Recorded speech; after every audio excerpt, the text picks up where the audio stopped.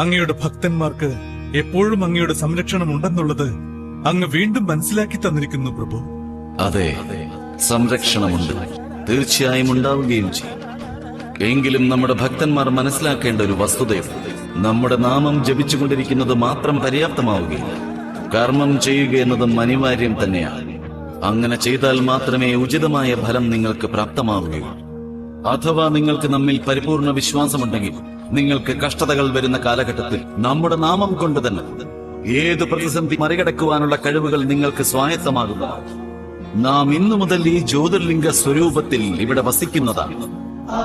ആരാണോ ശരിയായ ഭക്തിയോടെയും പവിത്രമായ മനസ്സോടെയും നിസ്വാർത്ഥമായ ഭക്തിഭാവത്തോടെയും ഇതിനെ ദർശിക്കുന്നത്, അവർക്ക് നമ്മുടെ ആശീർവാദം എപ്പോഴും പ്രാപ്തമാകുന്നതാണ്.